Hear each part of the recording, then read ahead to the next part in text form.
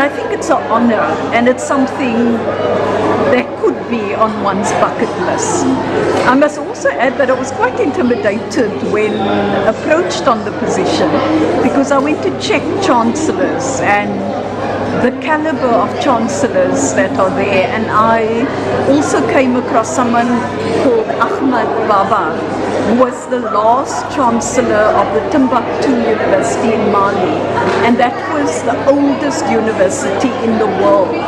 Of course not continuous, but the oldest, first established. So I think with people of that ilk, it was quite something, but it's absolutely great to be here. We understand that you are currently mentoring young men and women. What have you learned from those mentees?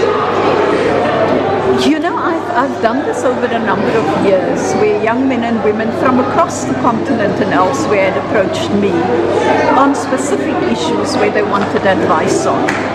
And what I've learned over the years, and especially in recent times, is that young people are quite bold.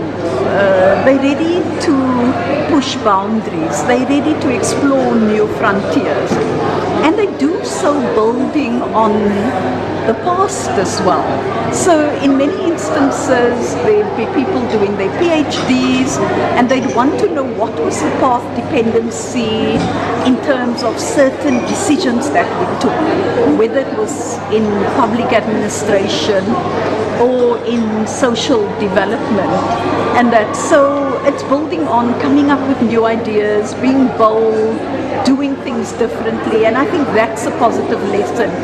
Be ready to be open to change, be ready to be open to innovation and new ideas. You seem like a busy woman with your new position as chancellor. What's one of the first things you do when you get home? You kick off your shoes, do you take a walk, take a bath, walk with the dogs, what do you do? Well, I get home, kick off my shoes, change into relaxed clothes. I actually sit outside with my husband. You know, at our home we have a stoop outside, and we sit together, we reflect on the day, we look at what's coming up in future. What I do early in the morning though, and that's part of just strengthening my core, is that I do yoga on the days available, you know. This job is challenging for someone with such a long list of accomplishments. Is it really so challenging? You know, a chancellor position is more of a titular position. So the heavy lifting is done by the Vice Chancellor, Dr. Sibongile Mutwa, and she's a very capable person.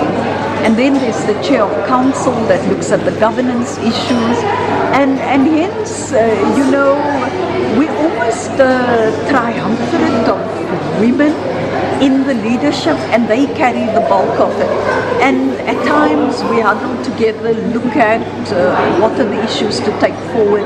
And I think it's been a great year for us as a team, as a trio, as whatever you want to call it. Have you been to this campus before? Is this your first visit? This is my first visit to the campus, and I must tell you, the George campus is exceptional. It nestles at the foot of the Outeniqua Mountains. There's a huge indigenous forest. It's the kind of place you can come and really look at doing research on a range of areas. I mean, sustainable development and sustainability immediately comes to mind. But you know, Outeniqua is also the place of honey. So as I said to students this afternoon, see yourself as the honey makers, because honey is quite important, bees are important, and yeah, it's one of the most beautiful of our 8 campuses. Tell us about your favorites. First of all, your favorite eat spot. Where's your favorite restaurant, or just a little hole in the wall? Or is home your favorite eat spot? You know, home is a favorite eat spot because I like cooking. And then I've got a daughter who's a foodie. I mean, she's now a mum as well, you know.